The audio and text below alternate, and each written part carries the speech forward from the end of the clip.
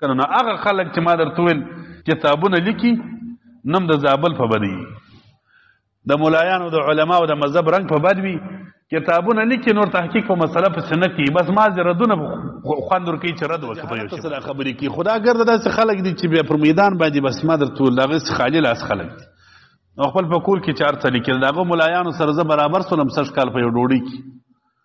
ما وپېژندله چې د هغه مولایان دي چا یې له کتاب راښکاره کړي ډېر مولایان ناست وو سږ کال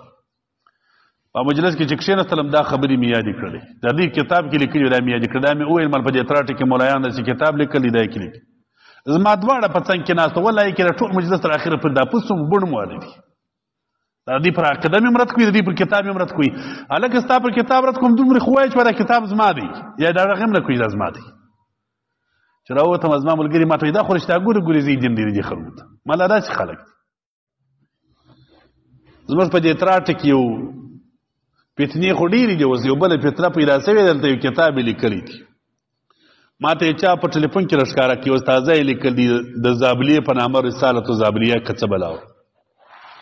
هغې کې هم دا خبره لیکلې پر دغه ځای رد کړې ده امام غزالي صاحب د موسی علیه السلام پر واقعه باندې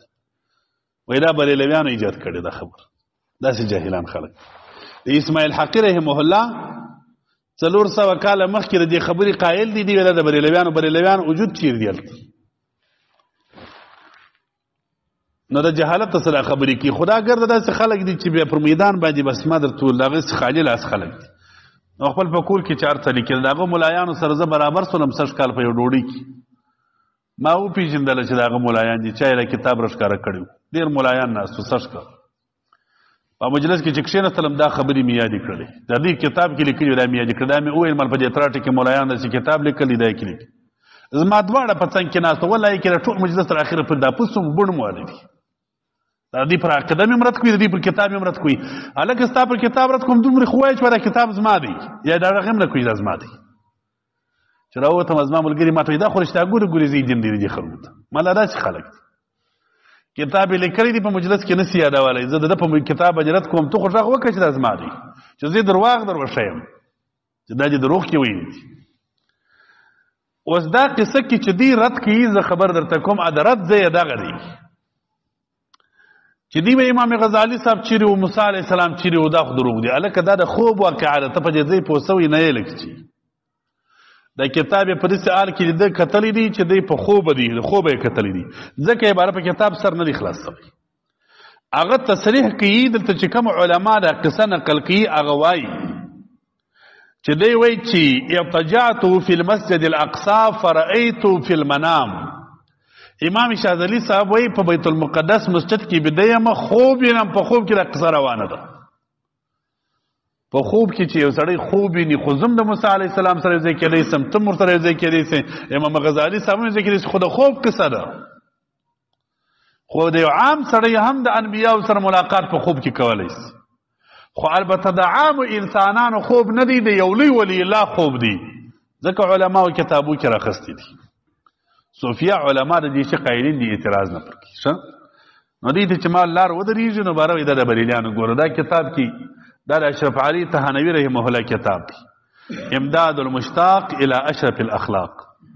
اشرف علي تهانوي رحمه الله په خپل کتاب کې 95 صفحه کې دا هغه قصه راخلي دا خو د دیوبند مولا دی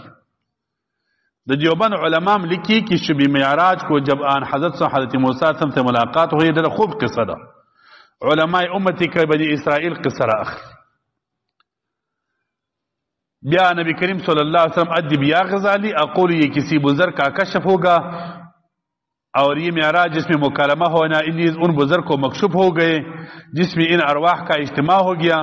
معراج جسدی حضور کے مراد نہیں ان کے ابعد الابعاد ہے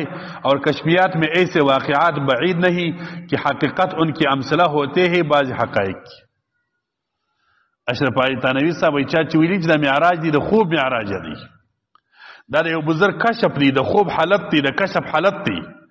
او دا په ویښه باندې نه دی خو د خوب په حالاتو کې اشرف علي تهانوي صاحب وایي ایسې واقعات بعید نہیں داسې خبرې بیا بعید نه دي دا خو ډېرې پېښېږي د بدۍ ځای پکې کم وي نو دا د دیوبند علما کرام هم د دې شي قایلین دي هسې نه چې سړی وایي دا د بریلیانو باندې مارتل بیا را شان تفیا دا موسی خان روحانی رحمه الله دی فتح العلیم فی التشبیه العظیم او موسی خان روحانی ترجمه کې برایم هم کتل دا کتاب مقدمه مې وکتل دا خپل د پنځپیریانو د مشر غلام الله خان شاګرد دی سره او ښه سړی دی موسی خان روحانی سره په عقیده ډېر ښه سړی دی او انتهایی په هغه شو علماو کې دی دی دا کتاب مې عربو ته یوړی دا کتاب وای د عربو علماو په دې اقرار وکړي چې د دې عصر کې څوک د دې طاقت نه لري چې داسې کتاب ولیکي په ټول عصر کې او در دې مخکې په دنیا کې چا پر دې موضوع دغونه تحقیق نه دی کړی خالي پر دا یوه توري باندې کما صلیت علی ابراهیم دا کاف د تشبیه لپاره دی نبی علیه السلام مشبه دی ابراهیم علیه السلام مشبه به دی قاعده دا ده چې مشبه به اصل وي در مشبه دلته شرف مقام د ابراهیم علیه السلام پر نبی علیه السلام معلوم شو د دې یوې خبرې د جواب لپاره د 600 شاوخوا صفحې کتاب لیکل دی 1500 صفحې کتاب لیکل دا جوابونه ډېر نادر تحقیق کړ دې کې داسې خبرې شته چې پنځپیران خو څه کوي د جریدې یو بنیان ته چې اوس یې زه دلته بیان کوم نو به یې پړپړې پسې راجوړېږي چې دا ګوره دا څنګه عقیده لري دا د دیوبند د علماو عقیده ده راځه دم دا خبره لیکلې ده الوجه الخامس والثلاثون په نامه باندې 55 صفحه کې لیکي